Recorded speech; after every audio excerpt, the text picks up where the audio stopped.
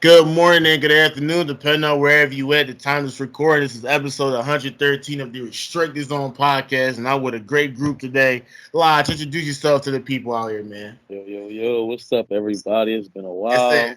First Yes, time sir. y'all seeing me. What's up? How y'all doing? Restricted Zone Pod. We here. Let's have a good Let's day. go. Let's get All it. right. Kyrie, let's go, man. Introduce yourself to the people, man. What's going on, fellas? You already know what it is, man. I'm just ready to get straight to it. We got a good episode for y'all. We talking about the NBA Ah, draft. I'm ready to get to it, man. Let's go. yes, sir. We're talking about the future of the league. The NBA draft is about, what, 2 weeks away, I believe? 22nd? I think 2 it's weeks away? 17 days. 17 Seven, days. literally right around the Yeah, corner.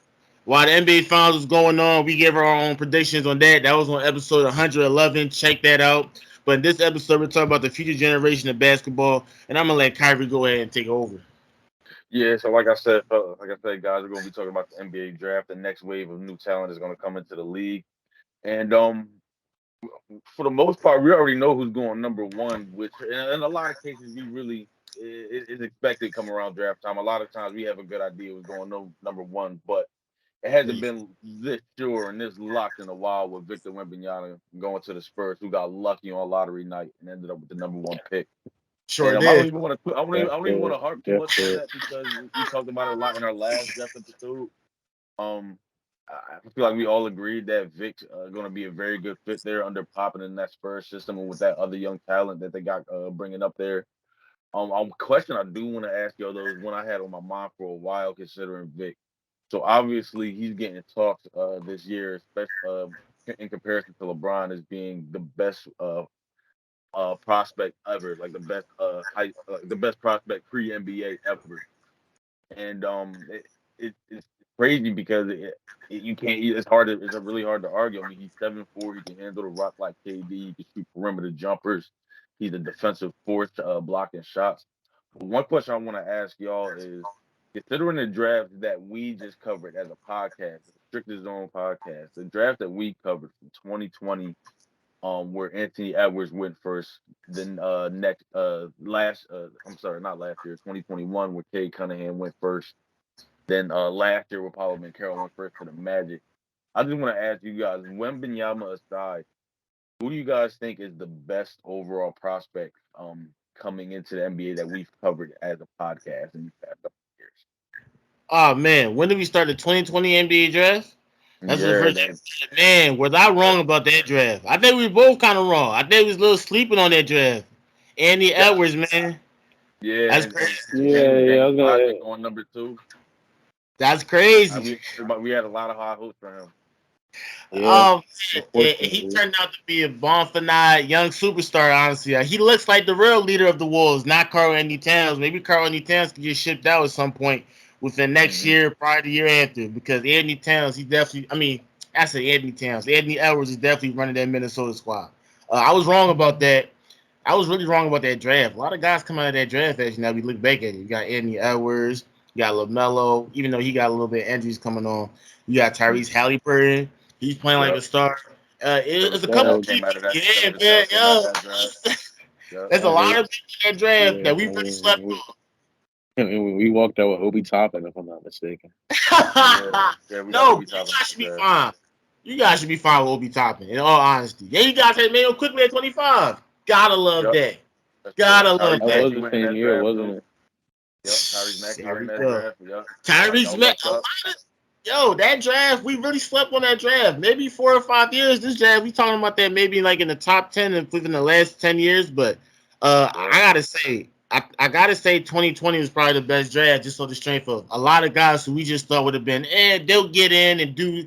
They're really doing their thing right there on their respective squads. I mean, you guys could testify, and specifically you guys draft picking and that draft in particular. Yeah. I mean, I was kind of getting at who was the best prospect, like as an individual, like what Well, yeah, players. well, it's Anthony Edwards. I think he's Oh, it's Anthony easy. Edwards was by far, and yeah, it's really him. And then after that, you can really debate who you want to put at number two. I You want think to put Max? I would still put Lamelo at two, and Ah, probably Maxi at not three. Maxey, I put not Maxi at three. I'm saying pre oh, NBA though, guys. Pre NBA. I'm talking about coming out of where they was coming out of before the NBA. Like, Well, yeah, it would go Anthony Edwards and LaMelo. Yeah, no, it'd go Andy Edwards and Tyrese Maxey. No, Tyrese Halliburton No, you said pre-NBA. yeah, pre Yeah, NBA. pre-NBA. I So gotta I Yeah, throw mean Paulo. LaMelo. I gotta throw Paulo Banchero in there. I gotta Oh, throw he might what be. Paulo did at Duke. How much of a force he was, bro. but he was expected to do like that. So me personally, he was a given. That was really a given. And if he But had, these prospects are expected a lot out of, and these guys delivered. I mean, Cade Cunningham at Oklahoma State of all schools, he had a pretty good freshman season. He delivered. yeah, he did. You know what? And I'm not going to disagree with you in that. But in terms of that, Paulo was a given. I really don't think he was really a given at that point. I will say this: if we're talking about the best prospects that we've covered, the best three prospects, it had to be Andy Edwards. If you want to throw Paulo in there, okay, you can throw Paulo in there. Me personally, I'm gonna have to say Tyrese Maxey because he's really been playing. Are we factoring the playoffs as well too? Bro, he said pre-NBA before Pre they got to the NBA, league. Colin. Yeah, So pre NBA. Who coming out like of college or wherever they're coming from overseas, G League Ignite, whatever. Who was the best prospect overall, It would overall? Like probably coming be at like Ant, coming Paulo, pre and then NBA. LaMelo. Because LaMelo came out the same year as Ant. Well, he technically couldn't be number two because Paulo was the best prospect out of his draft. oh So damn, yeah, I would have to say Paulo then. Paulo just flat out was going crazy. You think Paulo? With Yeah, yeah, John Paulo and Jalen two, and then Green in that LaMelo conversation? three. yeah, I would say Paulo one Bro, and he wasn't bigger than LaMelo, bro. I'm sorry, LaMelo bro. just had But LaMelo had the high LaMelo, respectively, LaMelo. Jalen Green was talked about a lot, possibly going number one over Cade. We got to give him that because he was in that first wave of G League Ignite, so he had and a he kind lot of of been, hype coming out. and he kind of been better than him so far. So Whoa, But see, whoa, whoa, whoa, whoa! he Hold but on, has Cade been, been he has hold been, he on, has yeah. been, he has been. hold on. But Don't Jalen ain't listen. been great either though. He Yeah, ain't been great. Jalen ain't. Thank you, Kyrie. He's been good. Jalen ain't been He's been great pretty good, either. but he ain't been All great. right, but Bro, he listen, been better than Cade. I'm telling you. For oh right now, man, yeah, I can kid see has that been because hurt Cade though. just simply hasn't played that much. Okay, Yeah, availability is the but greatest ability, right? yeah, but yeah, the way I'm looking at it, I think I got Apollo 1 and 2, and I think I gotta go LaMelo 3. LaMelo been hurt too though, so This is his Just this first past season. Well, season. no. Yeah, this is Just his for the past past LaMelo's season. been season, hurt for the too. first So two seasons, he was pretty durable. we gotta keep LaMelo in there if we say he's pretty durable. Then just sheer talent wise and the way he's been Yeah, doing. I'm trying to think of other young guys that were in these past That's what I'm past saying. couple I'm of years, missing somebody, man. We're missing like somebody. Evan, like Evan Mobley, like even Oh, though That's another Evan good Mobley as one. a He's a yeah, prospect, yeah. sleeper. yeah. Um, So I gotta look up that draft class one more time, man. Cause yeah, it's a couple of hidden gems that I'm definitely sleeping on. I'm definitely forgetting right now, and I just can't think of the top of my head right now. So these past couple of drafts kind of like meshed in a way. Like all these guys like just feel like they came in the league at the same exact time for it was kind of hard to keep track.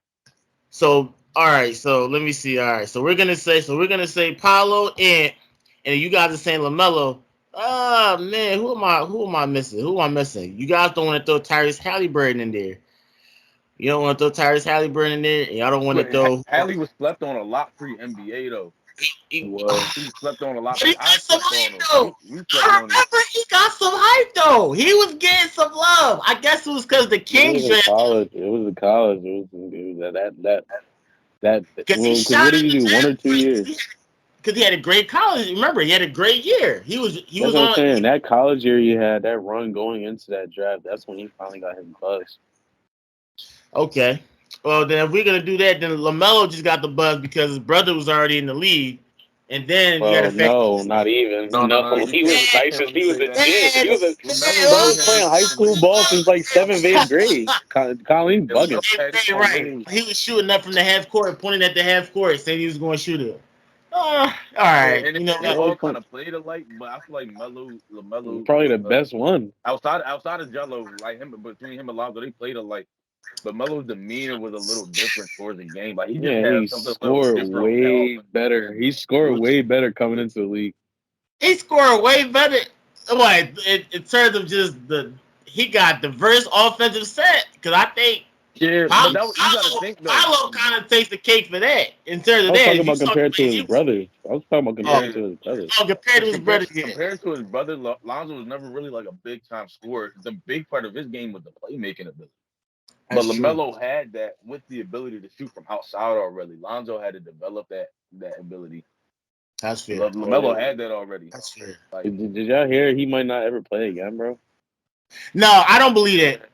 I don't believe that. I don't I feel believe it like either. But at the same time, that's not Bro, that's we not going gonna on right. like 2 years, ain't we? wait. Like a year The and a half, medical, maybe. the way technology is now, man, I don't believe his career is over. I really don't. Maybe he might just have to take a year off. But yes, that's detrimental to him though. In the end, but I feel like he's in a position where the Bulls are in a win now. Because I remember before LeBlanco went down, the Bulls were the number one team in the East. You got to have to look at that season. The first half, where they was on that run before All Star break, and then after when he went down, it was like a tale of two halves. You saw how important Lonzo was for their offense.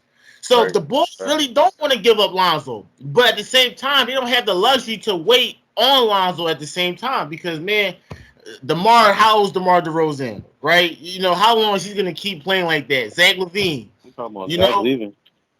yeah. So it's just unfortunate, but I still think Lonzo could play. But he might have to be on a team that's not looking to win immediately. Because right now the Bulls looking to win immediately, but Lonzo's hurt. He might have to just take that year off. I think a year off, we can rehabilitate his injury. It's just detrimental for him because the NBA is such a availability is your greatest ability.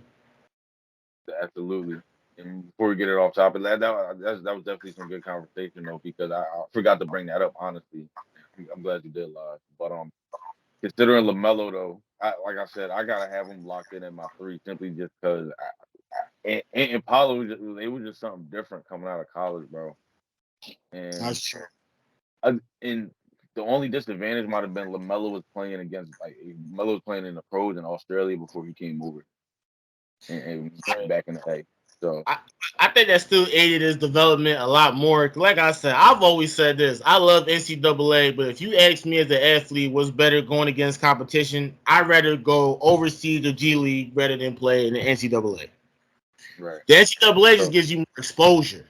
That's just right, simply what it is. So, sure.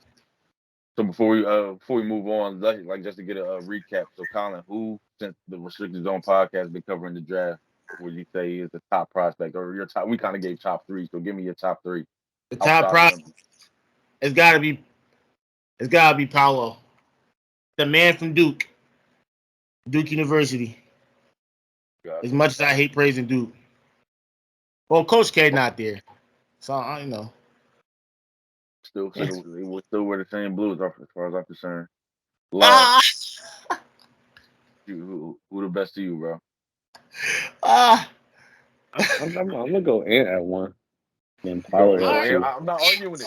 I'm And not arguing it. two. I mean, it's super close. I ain't even gonna I hold you. gotta I'm gonna go compare their Ant rookie one. numbers or whatever what they did when they first came in, or even their college numbers. But it's super close as far as like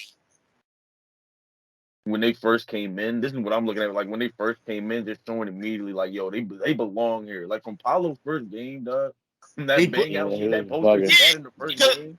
I was like, He was yo, he bugging. belongs here. Like he I belongs remember He here. was bugging. he But kind of struggled when he got into the league a little, just a little bit. He struggled, but then he got his yeah. feet wet around December and moving up. He got his feet wet. Mhm. Paulo from game one was no game, yeah, from literally game one.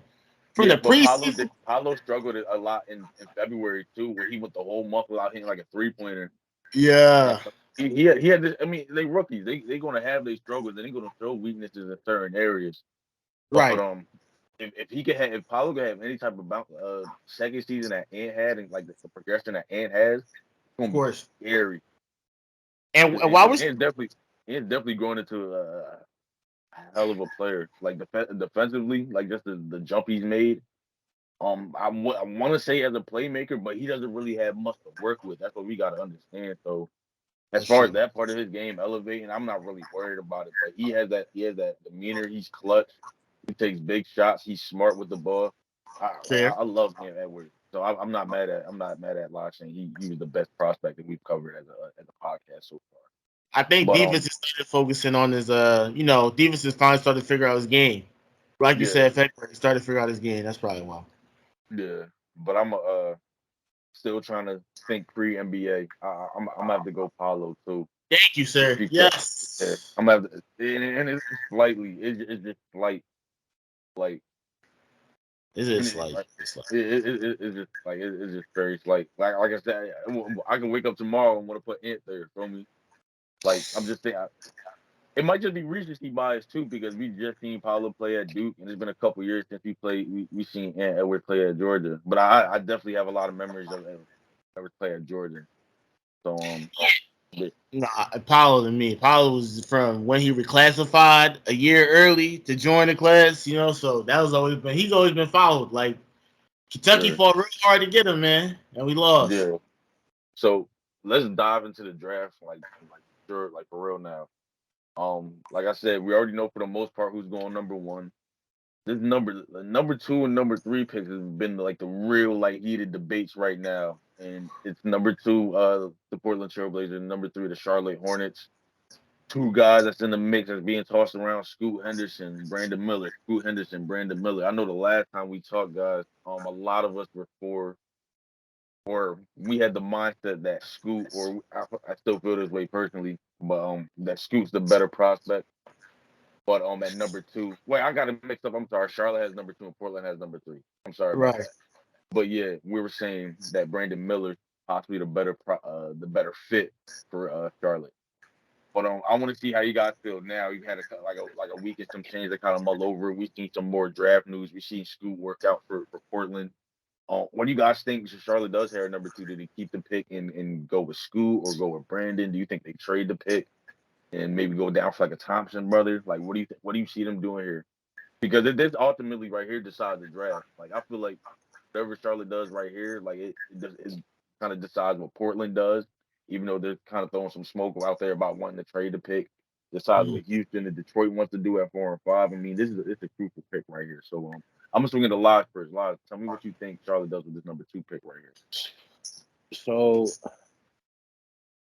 for some odd reason, I highly doubt they draft Brandon Miller with Scoot sitting right there. Mm-hmm.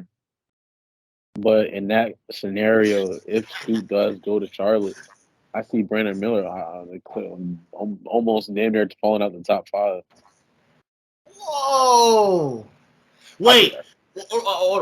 Are you go ahead, saying Lodge. that because of off the court issues? No, it's just if you look at it, Brandon Miller isn't like a ooh wow prospect. He's just he has a good size guy that has like Danny Granger s scoring ability, but doesn't wow you on the other side of the ball.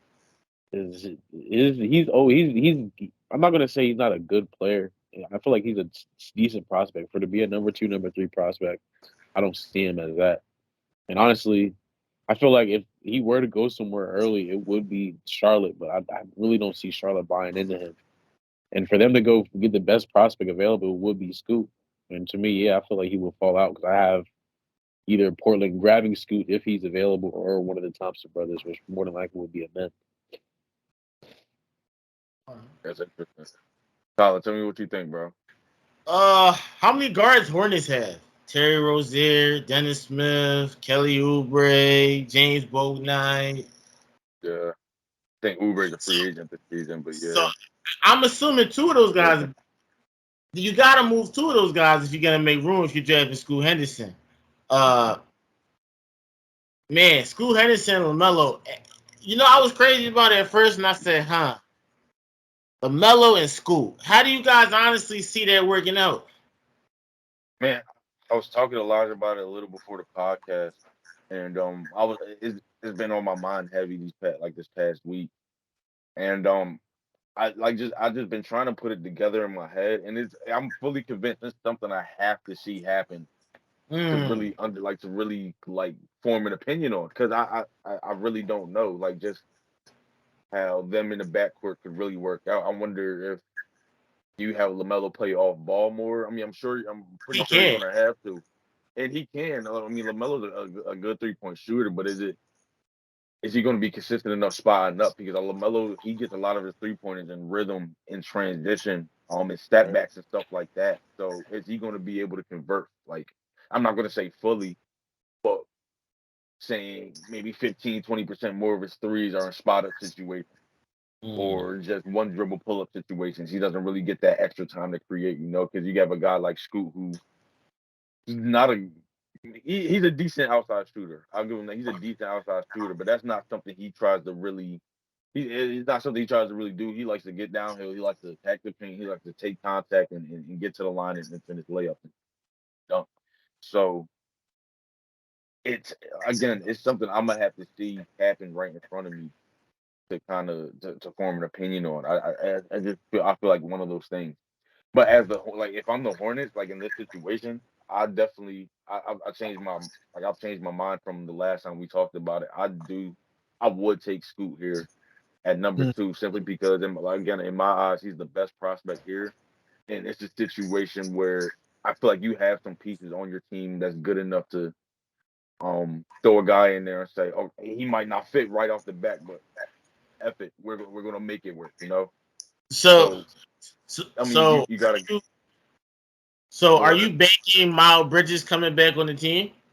And I was literally just about to get to that. I do think Miles Bridges comes back this season. Um, Again, you have LaMelo Ball that coming back from injury this season. PJ Washington is shown to be really good this season. We have to see if he Right. can maintain that with Miles Bridges coming back. There are some young guys to be excited about. James Booknight, we still have to see what's up. Mark Mark Williams, I'm Williams. really Yeah. excited about. Yep. Nick Richards He actually been playing well. If you watched the year before, he was playing towards the really tail well. end of the season, he did pick it up. I don't know where he's going to fit in towards the like when the season get ready to start. Because I think Charlotte goes out and tries to find a more veteran big man, Right. even if he's to come off the bench behind Mark. 'Cause I think they're fully invested in the Mark, which is the right thing to do. Um, I think you have a lot of pieces there to put around Scoot to kind of just like experiment with Scoot and LaMelo and say let's just see what works. I mean, you got guys around him that can kind of compensate. Like I said, Miles Bridges. Mark Williams is going to be a great pick and roll out either for LaMelo or Scoot on either side of the floor, whichever way you want to do it. I say you just take him right here and you go with it, and you worry about making that fit, or you worry about the play Huh. style you kind of want to have between those two guards. Speak. All right. Well, when you put it, so your Miles Bridges is by far better than what Brandon Miller will probably possibly will ever be. That's what you're gonna bank on. That's gonna lead you to draft Scoop. So no That's a good matter way. what, That's a good way to put it. I didn't even think about it that way. Um, I see it more as because a thing with the Hornets' comfortability because they already know Miles Bridges is going to go out there and give you 19 and 7, 19 and 8. right. So You because this is already what I know he because go ahead. this is one of those. They're both really talented guys, Mm-hmm. but this is about talented and being the best prospect available. That's Scoop. And then you got talented, but position wise, he fits more the team in terms of what the team needs. Because Miles Right. Bridges is really kind of like an uncertainty. I mean, they saying he's coming back, but who really knows with everything going on with him? Yeah. And also, if So, need be, he can slide to the 4 and Brandon play the 3. Like, it, I get it. and another thing is too, Brandon Miller, and I hate to bring this up, but you got to factor this in. He's really trying to convince the Hornets because he's got some off the court stuff. Sure, you guys all aware about that. And the Hornets Mm-hmm. culture the past couple of years, they've been having guys that's been having some run-ins off the court. You got Bogue Knight, you got Macho before he got released. You got a couple of players. So it's like the Hornets to me don't seem like they got the structure for a young guy, to be honest with you. And considering with his off the court stuff, granted, talent wise and everything like that, he's a great fit for the Hornets. Actually, he's a better fit to them because Melo and Scoot, two ball dominant guards. Now, granted, it's not like they can't work it out, right? Maybe Melo will slide over to the 2. He's 6'7", so he's got a position to be a 2. Scoot will naturally have to play the 1 because he's 6'3". Uh, Athleticism, they're both pretty athletic. Shooting wise, Melo's the better shooter. It's not like Scoot can't develop that. But man, But let me ask you this, Colin. Do you think long term Brandon Miller, who would be a number 2 pick, mind you, the same pick LaMelo Ball was? No, I'm sorry, LaMelo Ball was number 3. It's in the same area. but still, number 2 pick. I'm so And 50. do you think he develops with it, with his skill set now? Do you think he develops into that second player LaMelo would need, to form See, and that's the thing. an I would accessible hope that. tandem? So I would hope that if I draft Miller, he's gotta be better than Bridges. Because you drafting them that high. Bridges got drafted the 12th pick and 13th pick. Expectations aren't nearly as high when you're the number 2 pick in the draft. So you're banking that he's gonna be better than what Miles will probably ever be. That's what you gotta hope that he becomes. But then this is the thing with Miller for me. He did well the regular season, but when the lights really shined on him, the SEC tournament, he did bad. When it came to March Madness, he did bad. He shrunk on the biggest stage. And granted, people would say, "Oh, who cares March Madness?" But now you gotta factor in some of that because March Madness is like the playoffs, man. The lights shine the brightest, and he shrunk under that. That's a little worrisome. It is. You Absolutely. gotta be honest, right? So I don't want my number 2 pick.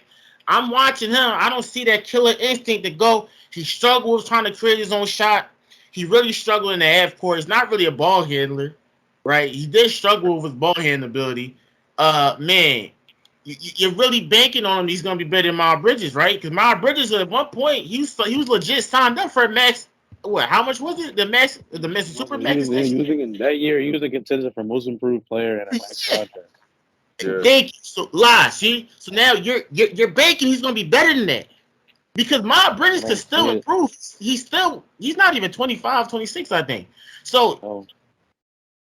In that term, you don't need Miller because you're banking on Miles Bridges, but then at the same time, Miles Bridges, you got Brandon Miller and Miles Bridges, if you're going to acknowledge Brandon Miller's path, you got to acknowledge Miles Bridges too. That's fair too. That's Gotta fair too. acknowledge that too. Who says he comes back and gets his act together? We just see John Morant, as far as the U.S. goes, the face of the NBA. Just do 2 stupid things back to back and we're throwing off guns on social media and is looking at what I think is going to be like a 30-40 game suspension.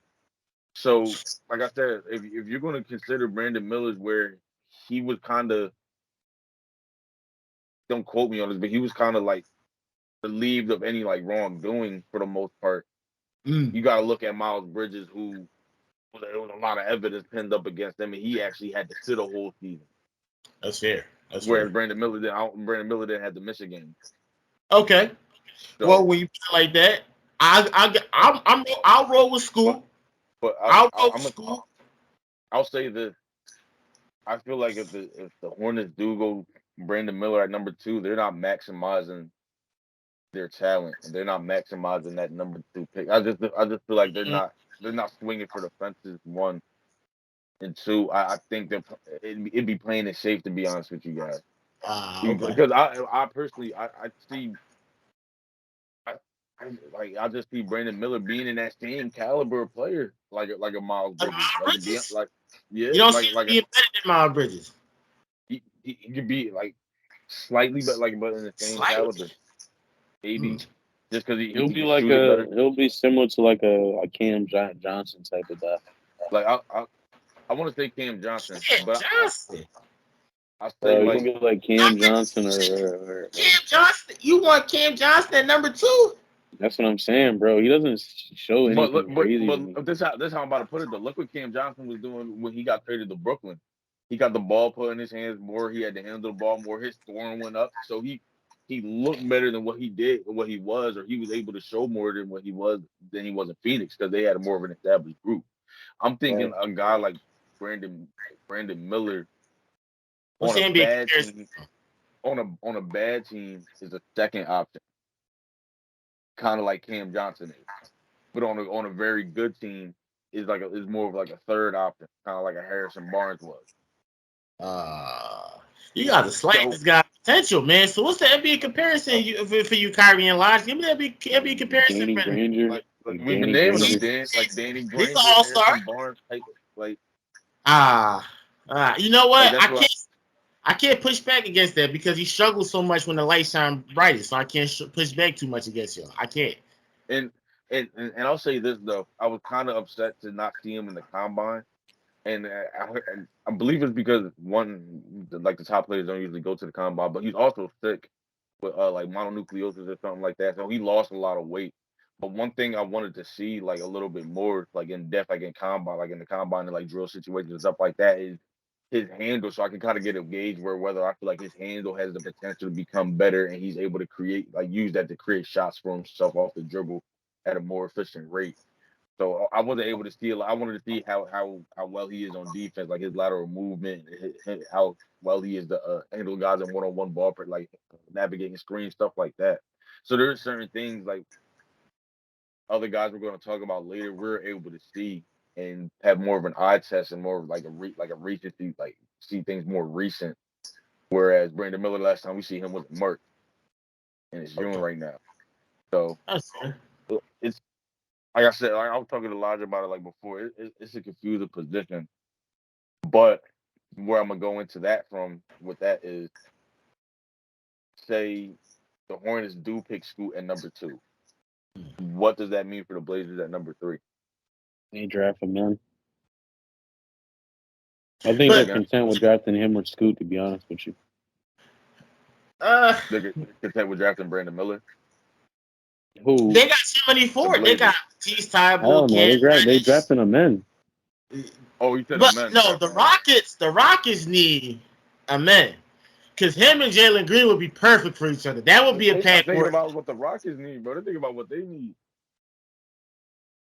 Trailblazers. And I don't think Trailblazers are really drafted. I really think they're gonna shop that pick, in my opinion. Because listen to me, if they don't get a they're Scoot gonna. Henderson, I don't think they're Mm-hmm. gonna be satisfied with Brandon Miller, in my opinion. I mean, They're not drafting Bam out. That's what I'm saying. They drafting him in if they do. Unless Dame gives the go, was like, yo, draft. Because remember, Dame, there was a report that Dame, they had him come to all the draft prospect workouts, the interviews, and all that. So it Yeah. really up to Dame. The Dame got to be the one to say give the go to or not. Me personally, I don't think Trailblazers are really drafting that. This is what they do. They'll draft and they'll trade it depending on what team wants to get a selected player. That's what I'm seeing. Okay. So you think they trade down and just pick a later pick, or you think they trade for like pieces? Like, what do you think they trading for? I Well, don't think they Dame, can trade that pick for anybody big enough. yeah, Explain, less. yeah. The only solution you're getting Dame as a premier center, and there's only one right now that may possibly, by the grace of God, be available, and that's Embiid, and I don't think that's happening. With just the third pick, Right. like Okay. Nurkic or something, so they're Hey, gonna have no choice but to draft, and then that's why they need Scoot. If they don't get Scoot, bro, that's gonna hurt. Yeah. okay. No matter how, I think Men's gonna be good, but no matter how good he is, I don't think it'll be beneficial enough getting He Scoot doesn't. because he's literally Dame insurance. If it don't work out with Dame, you can let Dame go and him and Anthony Simons can take it over. Yeah. So it's just Bingo. like Bingo. Mm-hmm. so You it's got Shaded just Sharp there too. You got yeah. some young pieces there. Got Jeremy Grant there for however long he feels like it. I thought Jeremy Grant was a free agent. You're right. He is a free agent. You're right. Uh, He is a free agent. Yeah. so what? So he's not even guaranteed he's coming back because I'm sure he's trying to Right. play the field and see what Portland got going on. Yeah. And that's why I was like last episode. I was really advocating for Portland just to tear it down. I honestly think Dame wants up out of there, but I just see him being happy with them picking Scoot and trying to like make him a little like be like make him like sort of a protege That would and be let great him for trade his happen development. sometime down the line. It would be great for Scoot, but I'm thinking like in a sense of Dame, like he needs to be somewhere where he can contend. And Portland, whoever they pick right here, like Lodge said, whoever they pick right here is not going to help them contend like off rip. That's true. So and that's why I kind of lead towards where like what you're saying, Colin, where I could definitely see them trading that pick off. We talked about it last episode with Chris, where they could possibly use that to get like a Jalen Brown maybe, or Yeah, like you trade it like trade it for like a big time piece that can help if you want to keep Dame and Dame wants to stay, help him win now. So yeah, right. but I want to touch on Elijah's point too because I think the Amen Thompson pick over Brandon Miller right here, saying if Scoot were to go number 2 would be Wow. very interesting because you got to think about it. He's still a point guard technically, More so of a combo guard, but watching him at OTE, which I kind of want to touch it more a little bit on with you guys.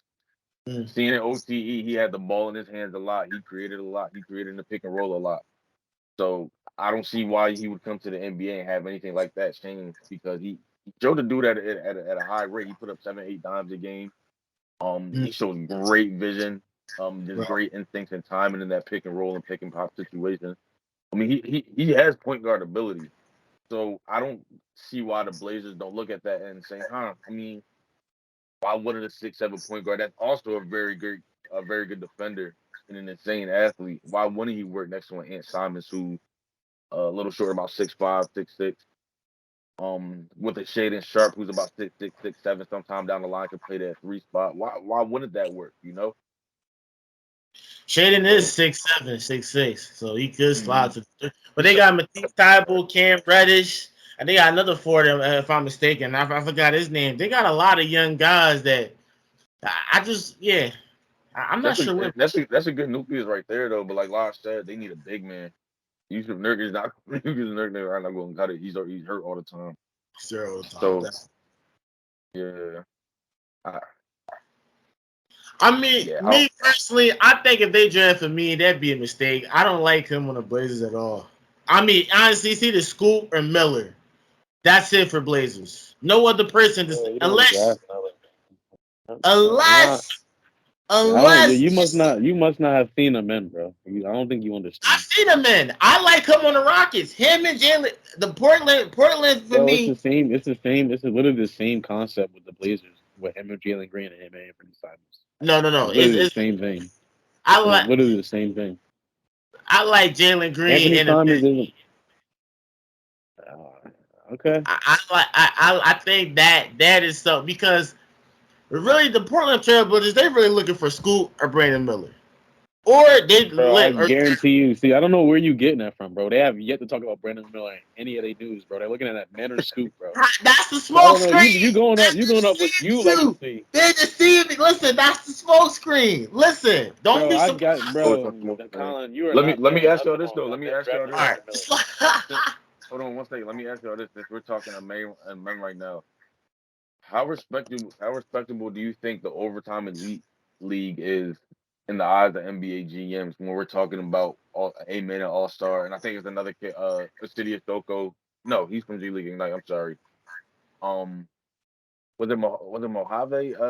Mojave King? Was he in OTE? It's somebody else in the draft that's from OTE. Rob, But no, I know the not sir. man. Say again. I said Rob Dillingham. That's next year. That's next year. Next year. I'm pretty sure it was somebody else though. But anyway, and men all starter main two guys. How respectable do you think the OTE league is in the eyes of NBA GMs? And do you think that affects their draft stock at all? Especially since we're talking about men possibly going number 3 right here. Well, this will be their test dummy run right here. There you go. They're literally the poster child for it right here. So it's not. It's kind of hard to answer that. That's Right. literally, honestly, clearly it means a lot if they got men and Astor going top 10. So, but like I said, after this season is over, this season coming up is over. That'll be the kind of the test dummy run and see where they can gauge and see how a men and Astor can develop into the league once they get there. But I do feel like that'll be a case by case situation. I think it'll be a little bit more sporadic within the G League Ignite, where they're kind of in NBA development around NBA talent, around NBA kind of structure. When overtime league is kind of like I don't know how to explain it. It's like an all star. It's like an all star It's like overseas league hey, when if it's you want domestic. steroids to look like, bro. Like Yeah. that's what it be looking like to me. They look like hey, you want like no, there don't be no defense. So defense. Like that's one thing that worries me. Yeah.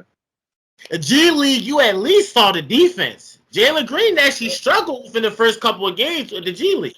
He struggled, and then he adjusted himself. And now you sort of like, oh, this kid's handling himself against grown men, and he's doing it effortless and efficiently. That's what made him go so high in the second. He could have been number 1, depending on if the Pistons liked him more or not. But yeah, it's too hard to gauge that. Yeah, this is really like a test. Kind of like when Jalen Green went to the draft. The G League was kind of like, all right, is this guy?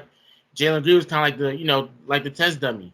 And so far, I say he's doing pretty well. You got a couple of high school prospects that go in G League, but OTE, it's too hard to tell, man. No defense is being played in those games. A lot of these guys is like shot chucking. We got a guy that's actually on a visit to Kentucky. He averaged like 27 points per game, but he's still a 3-star recruit. You Really? know?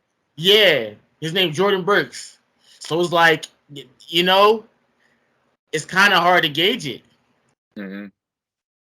Yeah, that's respectable. Yeah, I totally agree with y'all. It's something that we're just going to have to see unfold, and just like the G League Ignite is something we're going to have to see kind of evolve over the years, and we're going to have to see that talent pool thicken. And Definitely. Gonna get because worse. I feel like not a lot of people took the G League Ignite series like the first year, and Jalen Green's been pretty good so far, and Jonathan Kuminga in spurts has shown to be Yeah. very promising. He So I deserves mean, the minutes. like I'm saying, like you can't knock it. And when it comes to guys like Amen and All Star, who they just pass the eye test so much to me. Outside of their jumpers, like there's not much else on the floor that they can't really do. Like I said, very good defenders. They're super athletic, and they use that on both ends of the floor. And they're just super versatile offensively. Like I said, minus their jump shot. So yeah, I'm excited to see what they do coming out of OTE. But uh, kind of want to move away from the heavy hitters right now. We've been talking about the top three heavy right now. Um, I kind of want to move into the later portion of the lottery, maybe even like the later portion of the first round, and hear some of your guys' draft sleepers, and even some risers, some fallers, some guys you thought highly of that might be falling. Some guys that not many people are looking at you think are on the way up. Just give me your thoughts on some of these guys that are in the late lottery or even in toward the late end of the first round that you think can shock some people come draft night. Man. Oh, go ahead, Lodge. I was go ahead, Lodge. I want to see you, So Lodge. I'm gonna start off with somebody kind of like projected to kind of go mid to late lottery, and that's Taylor Hendricks. I Hmm. feel like he is honestly probably I think he made himself other than Vic as far as like a utility type big man as a rim runner. I think he might be the best rim runner in the draft available right now, and I feel Right. like he also brings better like future qualities as in like a spot up shooter. His ability, his was the way I watched a few highlights before we hopped on, and his feel around the rim is just like effortless. It looks. One thing I was hoping to see is like, did he look raw in any kind of areas that are kind of important for a rim runner? And his pick Hmm. and roll game is perfect. His ability to get free and down the lane for lobs, put backs, grabbing boards off, snatching boards off the rim, Hmm. getting it back up quickly, not putting the ball back down on the floor, just going right back up. Just things like that Right. he already had, and I can feel like him going to where they had him last thing mock draft I checked, he had him go to the Mavs, and I feel like that's literally a perfect pick for them, considering all the Absolutely. iffy kind of mock rim runners and guys like Dwight Powell and like the pick and pop stretch four guys like Maxi Kleber. I feel like Mm. he kind of just pushes them out of the way and kind of gives them a nice piece to build on defensively and offensively. Absolutely. I had Taylor Hendricks actually going to the Mavs in our mock draft episode. And I agree with you. I think he's the perfect pick there because, like you said, he's really maybe like the only true rim runner in this draft. Other Um, than Tracy Jackson Davis, Other than Trace, yeah, but Trace has built a lot of qualities where you can't even really just call him a rim runner anymore. right? But with Taylor at the same time, I gotta give props to Taylor too because he's got a lot of things that most rim runners don't have. That's a three ball, a good Yo, his spot up pick three and I ball. didn't know that. Yeah, it's official. That's one thing. If he gets that coming into the league, he's gonna Yep. be like he's gonna be like a smaller Miles Turner type of guy Smaller Miles Turner. Okay. Yeah, yeah. because I he's was not as heavy. He doesn't hold his weight as well. He's a lot more nimble and like agile and faster. So, but as far as well. like me Miles and was Miles too when he Turner, first came in. Miles had to put on some yeah, weight. and then he put on some weight. Yeah, yeah. Yeah, that'll Miles come. That'll come. quick in the seat. Okay. I like that comparison a lot. But one I was thinking of simply just watching him from the defensive end, as far as a shot blocker and being able to, he times stuff so well, and he just net like even on rebounds, he just times his jump so well. He has a quick second jump. He reminds me of like a young, like the prospect version of Nerlens Noel, like coming out of Kentucky, like before his injury, he was just super active Okay. around the rim, springy shot blocker. He could get down the court. He was very, like you said, Lodge, very agile, quick on his feet. So I really like the Miles Turner comparison, but I had to throw that one out there because that's the first person I thought of when I was watching him on a defensive end. That's a very nice prospect right there. And speaking of the Mavs, that's an interesting pick right there too because they got number 10. That was a team we expected a lot of this season, especially with Luka Doncic midway. They got Kyrie Irving. Colin, tell me, what do you think the Mavs do with this pick as a team that's really supposed to be contending? And who do you think helps them out here the most, or do you even think they keep it? Man, the roster construction. I'm thinking. I mean, I'm sure you guys heard the reports. Kyrie's trying to bring Bron over here. So Man, that's whether, not happening. That is yeah, highly I unlikely. mean, long Highly shot. unlikely. We don't know. The NBA is a They better hope mysterious they draft their place. next Bronson on draft night. Ah. Or But they don't need a point guard because Luka's a point guard, or Luka's whatever you want him to be. Honestly, Luka's whatever you whatever want you to want. you got a young Jada Hardy on the come up who showed a lot of promise this season. So right, Another G League Ignite guy. but are they Yep. really sold on Jaden Hardy enough to look at, let's say, a la Anthony Black point guard, Cason Wallace point guard shows up? Are they still sticking to I their don't see guns with them. Jaden? There's no point in drafting a Kassan Wallace or Cason Yeah, Wallace? at number 10, bro. No, I'm sorry. There's no uh, like. Oh, I don't see Who the are they Mavs looking going at? guard here. Who are they looking to get? Well, in your bro, opinion, they need then, a forward or a big man, bro. afford a I big mean, man. I think they'll be forced to pick a guard here. I'm not They saying they won't, but I think they'll be forced to But they because if got, they're gonna have to anything, go higher. you might but grab Bill Law then. I would love Bilal there, and I'm glad you brought that up, Lodge, because that's my biggest draft sleeper. Um, be completely honest with you guys, bro. I think he's a fringe top 10 guy, and he's one of my biggest sleepers, Aaron Rodgers, because he's ranked so low throughout the season in mock draft. He was like in the late 20s.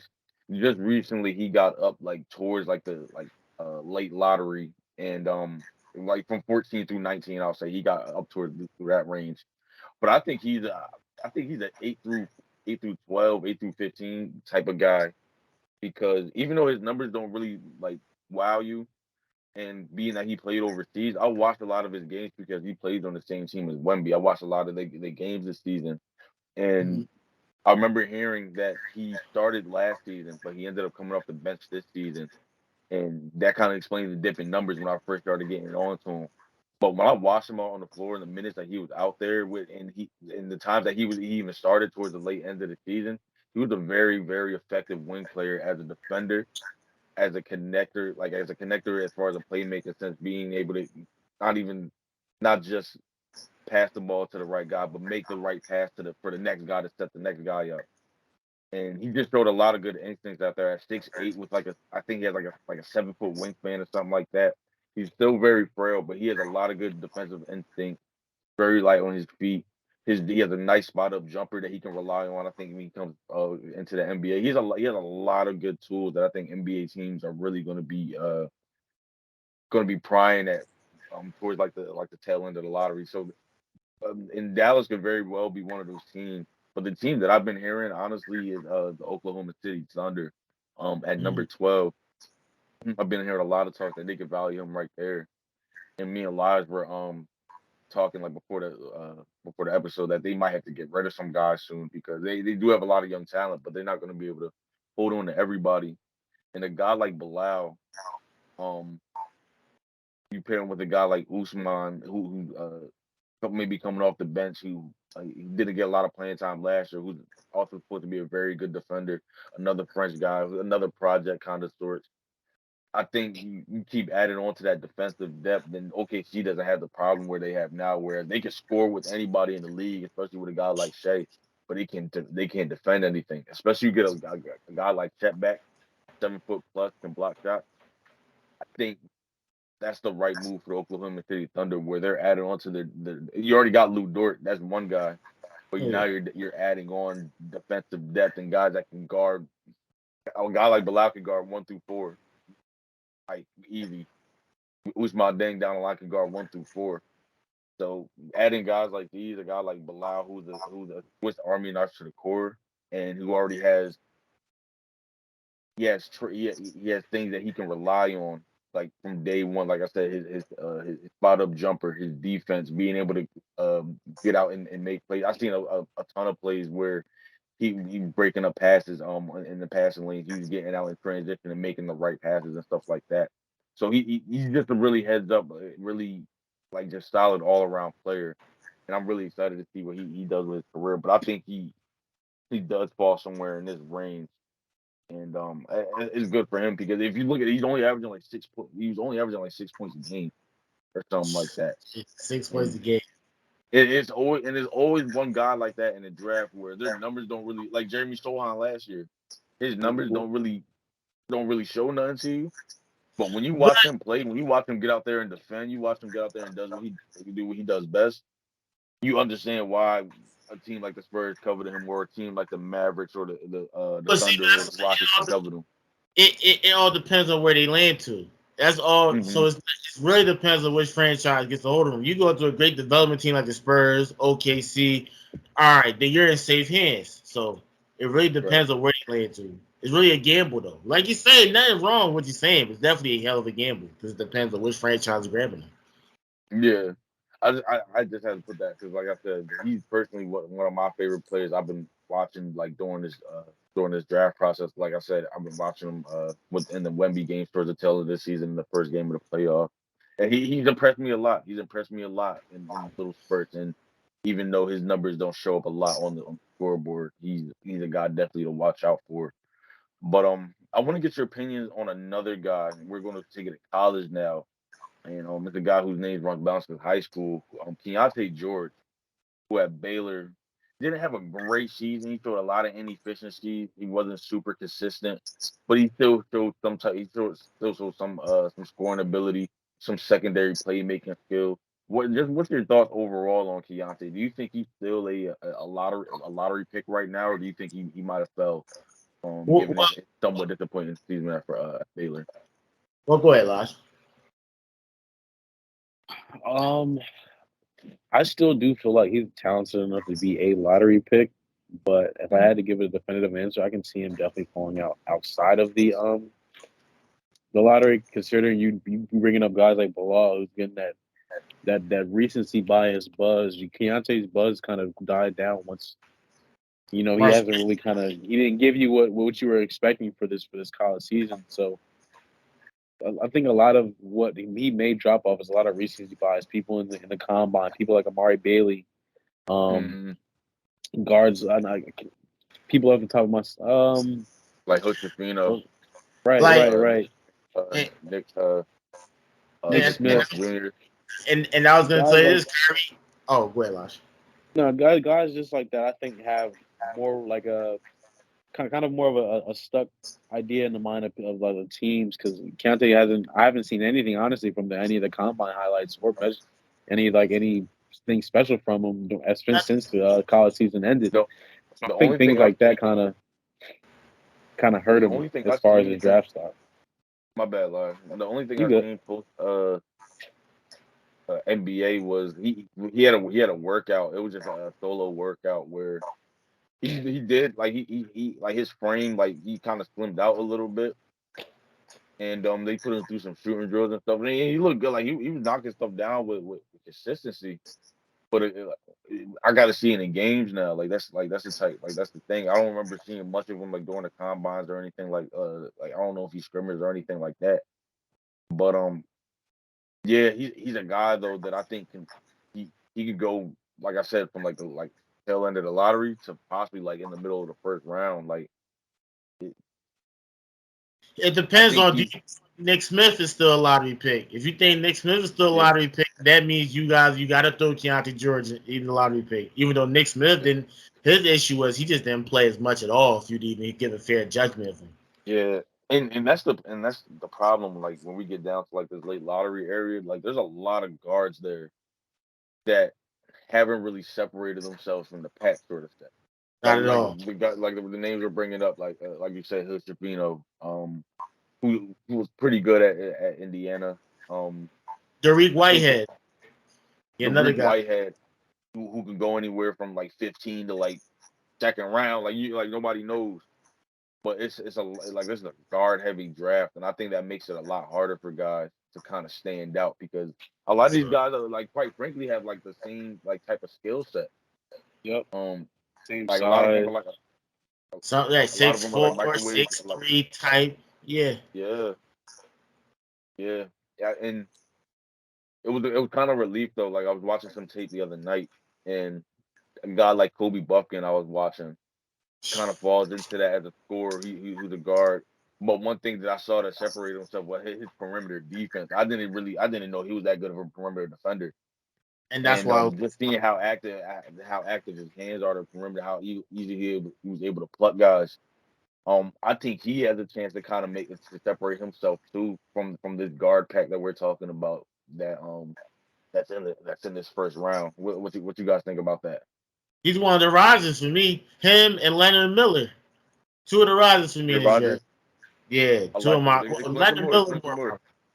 Leonard, I mean, listen, the G League now he didn't put up outstanding stats. He put up nice stats, but I think he's one of those guys, like He you put up a said, double. He put up like a 20-point double, right? a 20 what a combine? Or are you talking about in the G League stats? In the It G was League. like He's not averaging 17 and double double. like it was He like averages 17 and 8, something like that. yeah, 17 to 8. Nice numbers. Nice numbers. And like you said around the age, I think he's around the 12 to between 12 to anywhere in the first round. But I really feel like he got the length, 6'9", 6'10". He definitely shows he got some athleticism in him. He's got the work ethic because if you watch from the beginning of the G League, he gradually improved.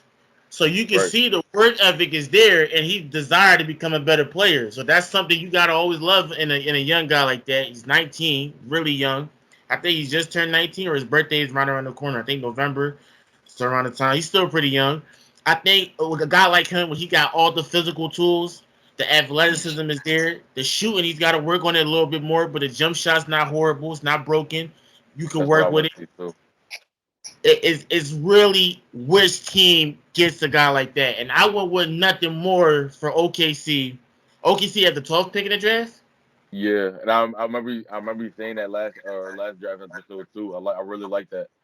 I would love more than OKC probably won't because they got a lot of forward. But man, if they like you said, Kyrie, they'd have to make some moves to get some of those guys out of there. I would love for Len to be at OKC, and plus Shy and him have a little bit of history together.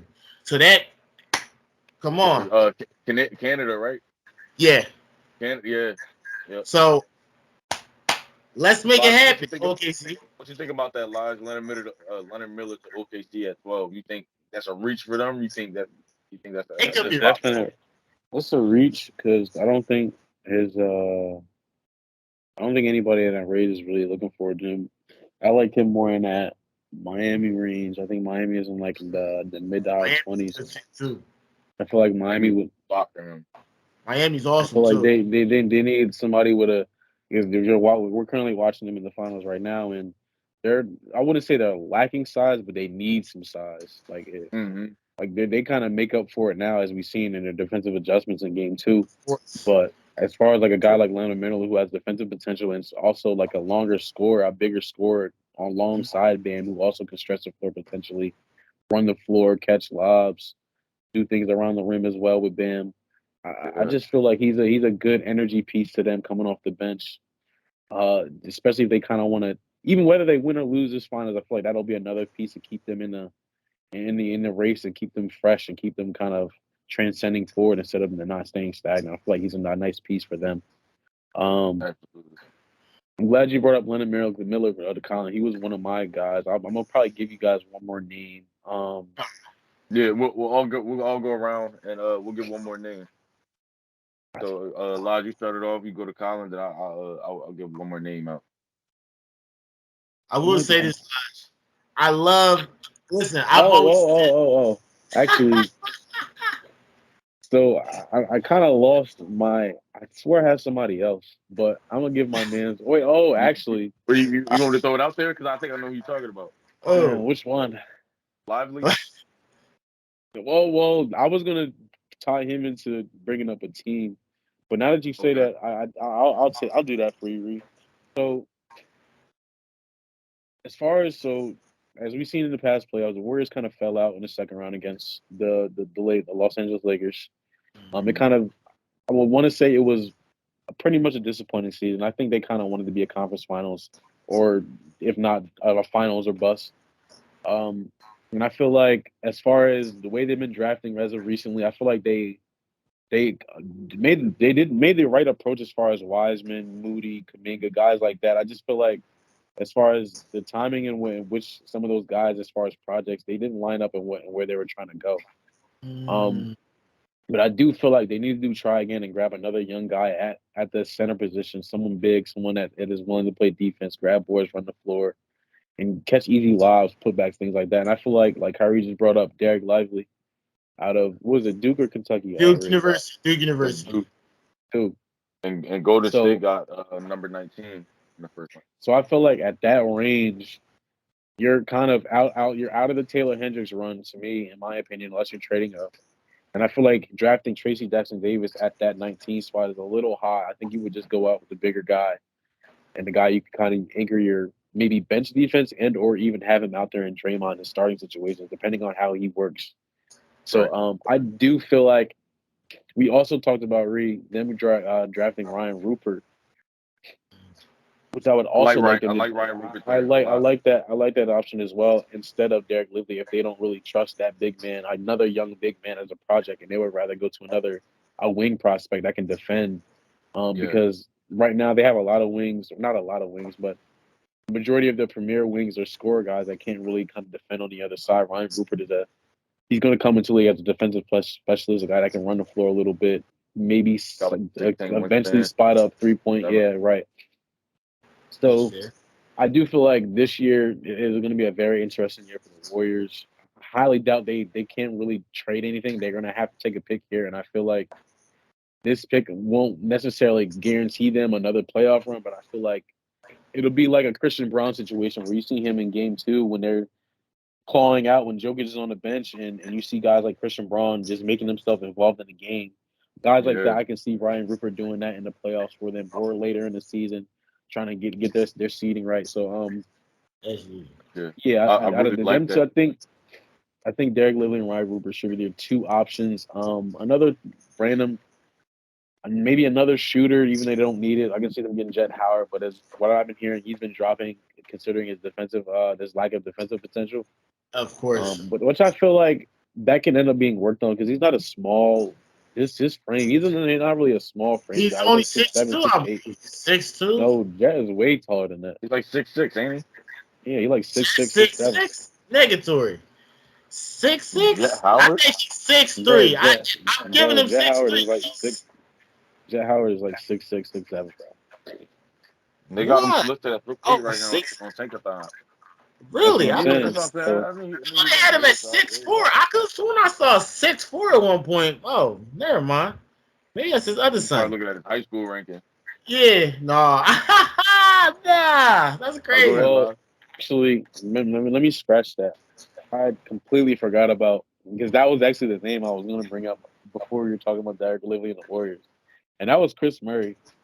Um, I feel like Yes. wherever he goes, Talk to it's him. gonna be up. So It's I had a up. couple teams for him. I like the Warriors. Um, one of the mock drafts I've seen, they had him somehow finding some way linking up with his brother in Sacramento. I'm for that too. Whatever. I'm for that. I'm for it. I guess I'll take it. But Nah, the I Kings, would like the him. Kings wouldn't even need another one of that. They need Right. So them. The Maxwell to play out together. of him, I would put in my third potential pick for the Warriors. I would put Chris Murray in that lineup. Out of him, Rupert or Derek Lively. I would actually lean Like, more towards Rupert or Chris Murray because again, I don't really see them trying to get another project center to kind of anchor their defense for the future. I feel right. like they're going to kind of end up having to find a way to get somebody in that like damn age or it's somewhere in that class. They're gonna have to try to find some big man sub 30 years old that can kind of Yeah, run the floor, but that's becoming kind of hard to do right now. So I'm scared. Yeah, and I like you ended it off on him on Derek Lively kind of lot because I wanted to ask you guys a question about him before I swung it to Colin. Um, Derek Lively only put up like 5 points, 5 boards, I think 2 blocks per game. He shot very efficiently, about 70% from the field in his one season at Duke. And he had like a lot of DMPs and a lot of times where he didn't play, and it was on a lot of times it was on him. Like he got in foul trouble a lot. Um, picked up a lot of committed a lot of stupid turnovers. Um, I want to ask you guys, how do you think his Derek Lively's draft stock from the beginning of the college basketball season to now has went from top 5 to undrafted, nobody even thinking he would enter the draft, to sneaking into the second round somewhere to being a first round pick, possibly. Uh, So what do you think Derek Lively has done or shown in his last couple college games, one or in these workouts or in the, I don't think he was in the combine, but what do you think teams seeing him, or even from his high so school tape and tape with team final and stuff like that? What do you think so guys seeing him? so Rhea, I think I brought this up to you like maybe a month or two ago. And if Uh-huh. you look at it, if you go in the mock drafts or just looking at who all entered in the draft, there's not really one true center in the draft right now. Yeah, yep, He's literally like the lone standing one. Taylor Hendricks, Jarris Walker, Tracy Jackson Davis are all 6'10" and under rim runner guys that can play the 4 or yeah. 5, depending And on where Wemby, they of course. are. And Yeah, then Wemby, but Wemby is kind of like the special outlier case to where he kind of yeah, you can't whatever. back him. Right. So he's literally, if you look at it, as far as like what kind of like premier centers are in the league now, they're about 6'11", 7 to like 7'2". There's literally only Derek Lively in the first round and almost pretty much in the second round to where you can kind of find a actual like formidable, not even formidable, but like I guess as an eye test, you have like the center you would kind of want. There's literally only one, and that's Derek Lively, and it kind of I Uh, guess boosts his draft stock, but also kind of gives him kind of a lot of pressure because he has to really like in he has all to make it. honesty, He have to make a way. He's going to have to figure out right. something out. in all Mhm. honesty, I think he should have came back another year. But Duke was just simply over. That's the one of the things about these programs, man. They're gonna over They got recruit. they, pro- they got a They're big gonna class over coming in next recruit, year too. Yep. right? Yeah. So it's like he really saw like there was no playing time if he came back. And plus the group they got coming in, not gonna lie to you, it's better than Derek Lively. So he'd probably had been delegated to the bench. So it was really just a I gotta go to this draft. I Right. guess it's a blessing in disguise for him. Like Mhm. Locke said, he's really the only true center, and he did improve throughout because the first 2 months, 3 months, he was awful. It Like was he rough. was It was really, it rough. was like, damn, this guy a bust. You know, it's kind of give you like Scal from Kentucky. From He was the Kentucky. number 2 recruit. Man, he was awful, man. I don't know what Yeah. went wrong, man. I forgot all about Seriously. Scal for a sec. Yeah, man, he was the number 2 recruit. Remember, Ben Simmons was 1. He was number 2, and he was awful. They was comparing him to Scal. It was like we seen another Scal, but Scal still got drafted in the first round, right? So hey, if he could get drafted in the first round, Derek Lively could get drafted in the first round. I believe it. But yeah, Yeah, he that's was the only. Yeah, he's the only true center, like Lodge says. So I guess that works to the favor a lot. Honestly speaking, yeah, I mean, yeah, this is really his best shot. I mean, he got no other choice. He couldn't go back to Duke, so it was one of those. I gotta go to the draft, and he played his butt yeah. off. You know, he definitely worked hard to move himself up those rankings because he improved throughout the season, and then he took advantage of the opportunities. Like I said, those private workouts with them teams. Josh Hart explained it. I said it a couple of times. Donovan Mitchell too. He shot up from being a late first rounder to second round to literally going to the lottery just because of the Yep. workout. Yep. Josh Hart proved himself in the workout. A lot of guys tell you in the workout. So let's see what those workouts do for Derek Lively. You know, Absolutely. he's definitely a fixture to be either a late first rounder, mid first rounder, or I wouldn't be surprised if he drops to the second round. Where the second round, it just depends at that point. Okay. That's fair enough. I can definitely see all three of those situations happening too, given he left a lot on the table to be seen at Duke. But at the same time, he's one of the only true big men in this entire draft. So Kind of worse in his favor. the GMs are kind of flip flopping. So I definitely see him making his way into this draft. I think he's good. Colin, give me one more or a couple more of your risers and fallers, and where do you see them fitting in at? Where do you think the fallers would need to go, or where do you think the risers maximize their talent at? I am surprised about the kid from UCLA, Amari Bailey. I didn't think he was a good playmaker. I thought he was an awful playmaker. And he definitely surprised me. But then you gotta think about it. He has to show he's a playmaker. He's an undersized. He's not listen. He's what 6'3", 6'2" as a guard. He's not like 6'4". We looked up last year. I think like 6'4", like 6'5". 6'4". Yeah. 6'4". Oh, well, that's actually a good height for a guard. But he honestly speaking, not to cut you off, Colin. He falls into that category we were just talking about. The exactly 6'4" scored in this draft. Just score. Go ahead. Another thing is the defensive end too. Now he plays defense. That's something Nick Smith and Keontae George. Keontae George actually played defense sometimes, but he was never consistent with it. Amari Bailey showed he can play defense, and he had the athleticism too. I've seen it in a couple March Madness games. So he's definitely stepped up defensively. When you told him to guard his man, he was on his man. And then the playmaking ability he showed on the combine. He did well at the combine. Another riser too. I forgot to throw him in there. He definitely did. Killed it at the combine. He wasn't at the combine?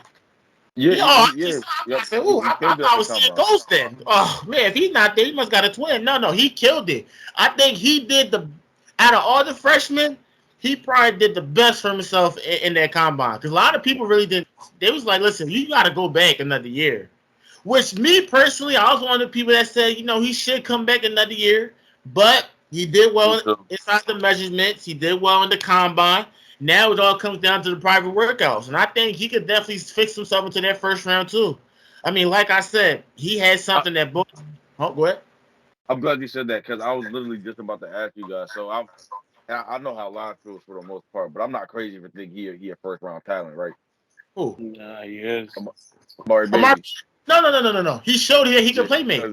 That's gonna be a lot of people still, even after the combine was shot me, but a lot of people still have him in that second round, like late second round. Well, let's see what those scouts do. I really don't understand it, and not to take it away from you, Colin, but just on Amari, like you said, he showed to be so much more than a scorer, which a lot of us probably thought he was coming out of Sierra Canyon. Just a smooth scorer, a solid athlete that could get to the rim. That's all a lot of people thought he was. But like you said, he showed off that playmaking ability. He showed off a lot of maturity playing off with an older UCLA team, not really getting a lot of minutes at first, but finding his way to make his way with Tiger Campbell and those guys. Stepped up when it was time to step up. Hit big time clutch shot efficiently. He can shoot 3-pointer. He's a solid defender, a better defender that he gets a lot of credit for.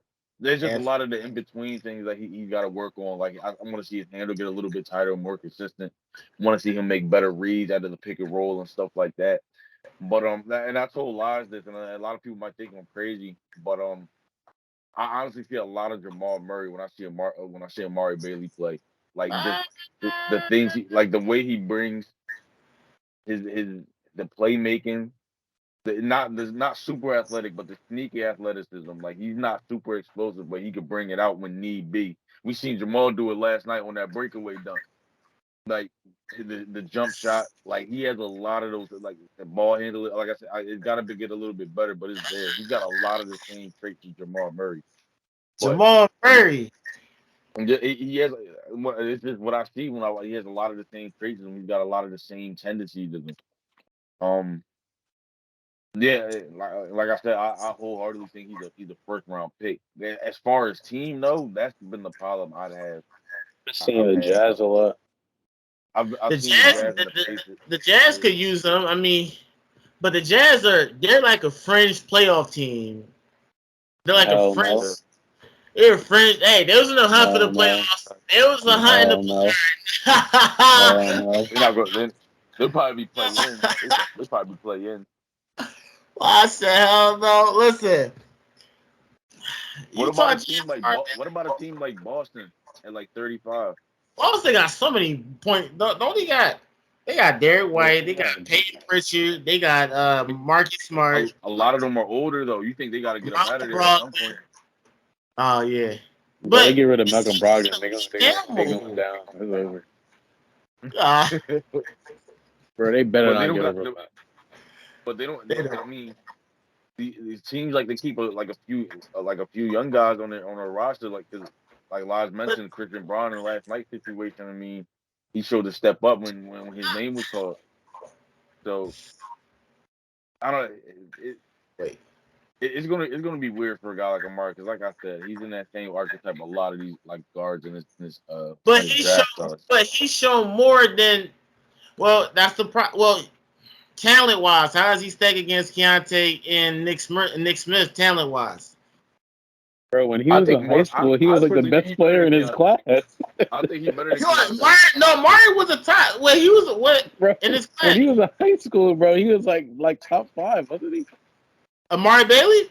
Yes, wasn't he like top 5 in his class? I can't remember. He was top 10. I don't think he was Yeah. top 5. I think He was Keontae was rated. Keontae was definitely rated higher. Yeah, Keontae was. Yeah, I that think didn't age well. the number Not one. age well. Didn't age well whatsoever. I think Amari was rated higher when he was younger. Too much stock to his rankings. They never age well. They never age well. They really don't. I don't put too much stock to be honest. That was proof in the pudding right there. I think at one point Jalen Hines, they had him rated as a higher point guard than Trae Young and Colin Sexton. Now look how that turned out. Yeah, that was your guy, Lodge. I don't want to hear it. Colin Sexton gave him work every time. Every time. But Colin, give me one more guy, bro. Give me one more sleeper or rise or fall or whatever. Man, one more sleeper. I'm trying to think. I gotta say the kid Julian Strawhead from Gonzaga. He's actually been slipping in the draft, and I don't know why. I always liked Strawhead. He got defense, shot makers there. He's not afraid of the big moment. Maybe his passing is definitely weak, but outside of those, the defense and offensive ability, he's 6'6", 6'7". He's been sliding in the drafts. And I can't really find out why. Maybe it's because there's a lot of prospects that just been, I think I said maybe those private workouts could definitely change a lot. But I think he's another. Me personally, he's definitely shown that because what. So out of all those point guards, what can he do that Nick Smith, Keontae, or Martin Bailey can't do? Martin Bailey's not the passing, but beside that, what can he not do that those guys can do? And then maybe if you want to add the age factor, because how old is Julian Strawhead? Maybe he's like, what, 21, 22? Maybe. The age, maybe you want to age against him.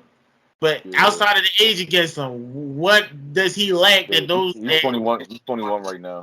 Oh, he's still young. Yeah, still a young guy. So I don't...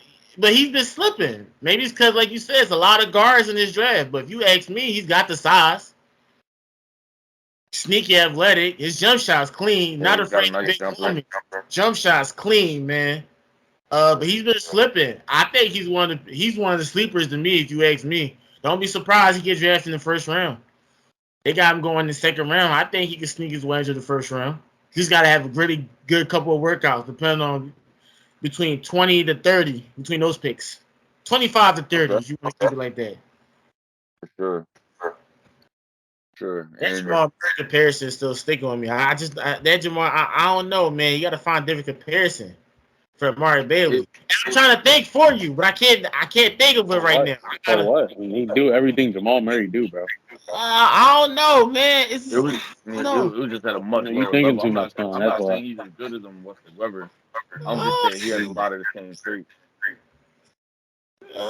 He's a better. The same. Jamal was a better scorer at that stage coming out of college. A better defender out that stage was coming out of college. No, he was not no better defender, bro. Stop. Now you just saying, hey, but you gotta look at the situation he was going into.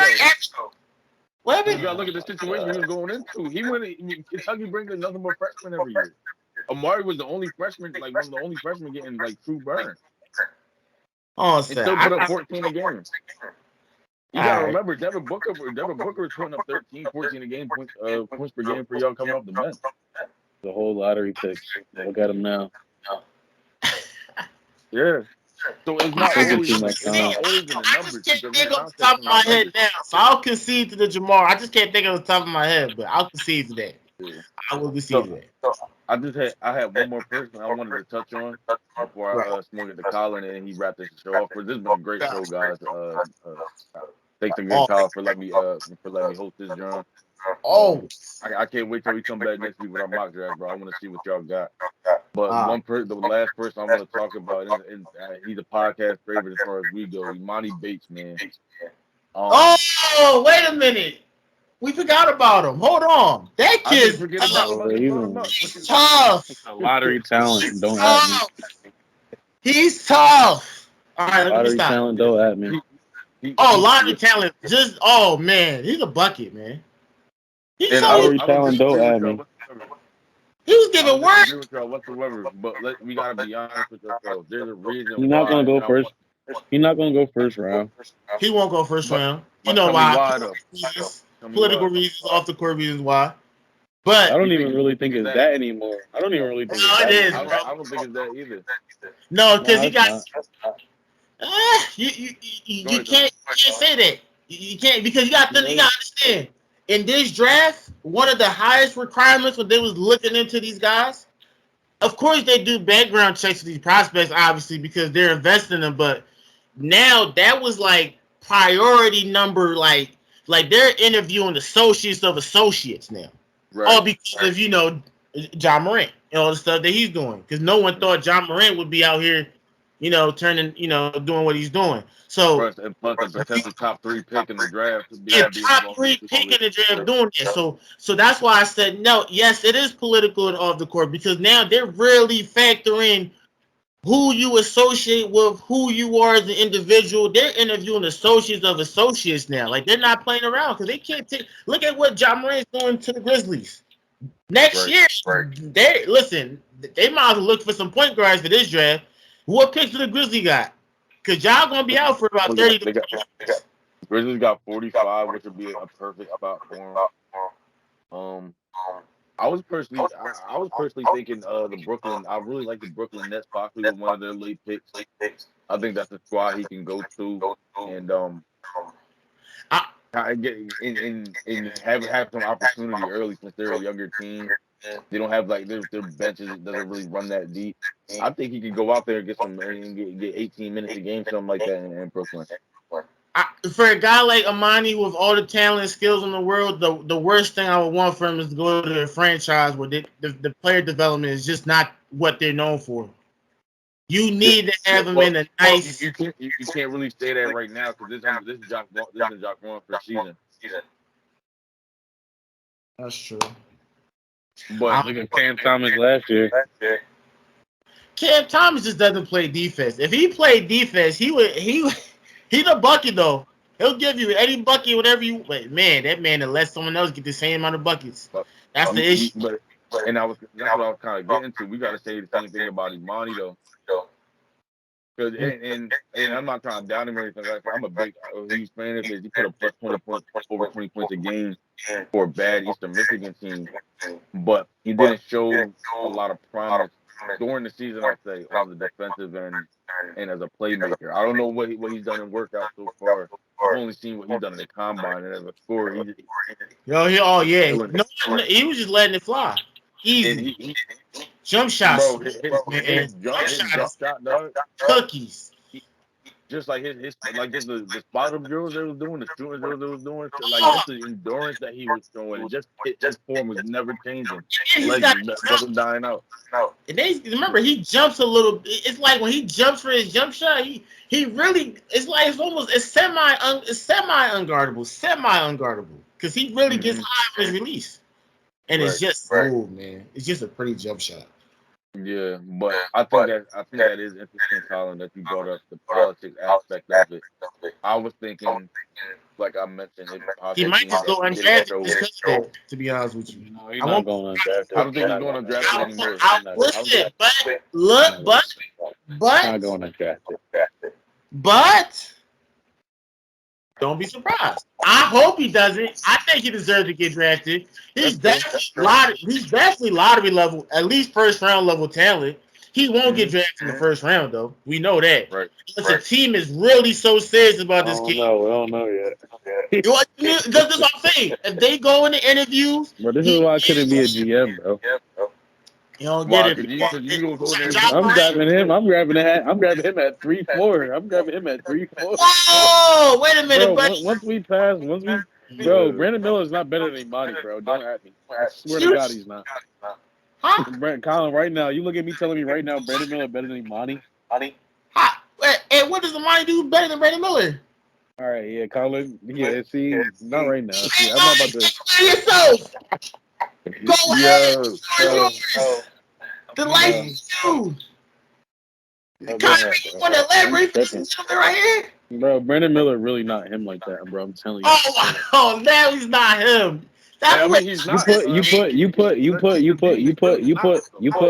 Imani. Yo, I seen Imani score like 24 straight and win a game for Eastern Michigan. Put him on a battle in Alabama, bro. I guarantee you they would have been way farther in the chip. What is it That's called? debatable. That's debatable. But He's flat out way better ball handler, way better all around. They both don't play no defense. They both. Brandon Miller a better defender than Monty Bates. Come on, now. Oh my God! He's not. He's not. I'm telling you. You co-signing He it. just better be Paul. He just better be Paul George. But listen to me. I'm not the biggest He just better be Paul George, bro. He just better be Paul George. Brandon Miller. He just better be Paul George. That's all I'm gonna say. Actually, they both got off the court issues, so I don't know at this point. They're too similar, two pieces of pie to a certain No, extent. they're completely different. That man got caught driving with a gun. Stop, bro. He got caught driving with a gun, bro. Literally did a delivery job to a murder, bro. Like, what are you talking about? Lies. All right. That's like it's a completely two different jobs, bro. Like, come on. You got Lies, bro. You trying like, come on. Like I said, he just better be Paul George. You talking about he a shooter off the field too. All right, we gonna let it listen. All right, Kyrie, you want to add anything else for this guy goes off? I just wanted to end that topic off with saying I think Imani Bates is like y'all said, a first round talent. I think Colin, you actually kind of switched my mind a little bit. I think politics does play a part in him It certainly not will. being second round pick, but there are I mean not being a first round pick. I'm sorry, but there are deficiencies in his game that he has to work on.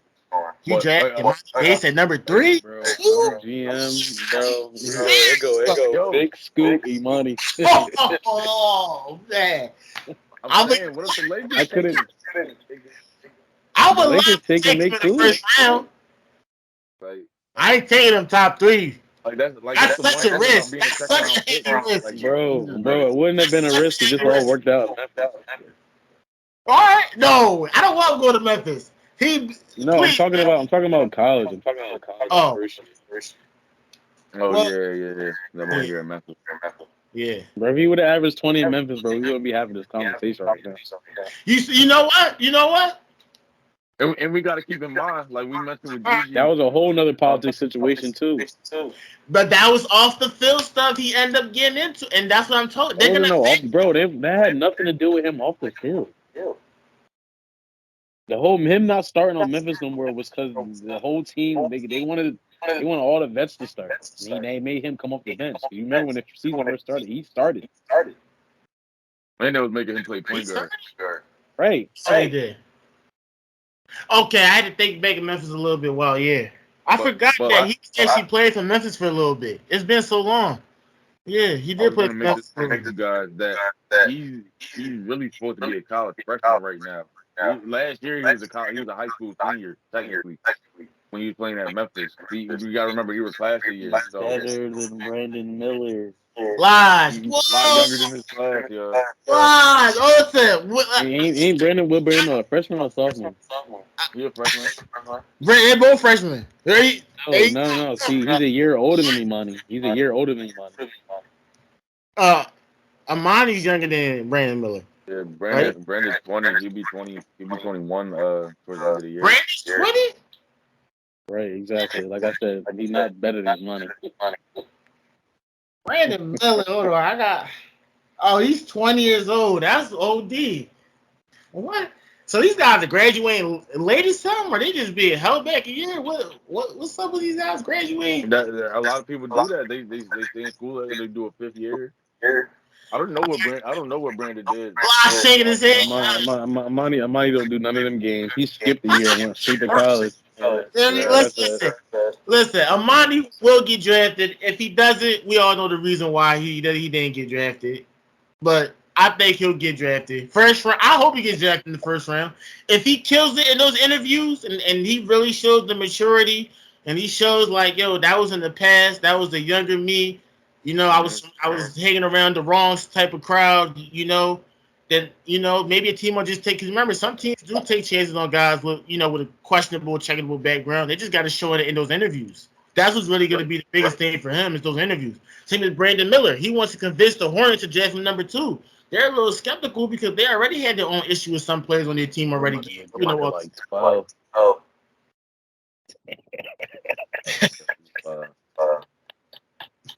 Yo, bro. Listen, with that being said, and that concludes episode 113 of the Restricted Zone podcast.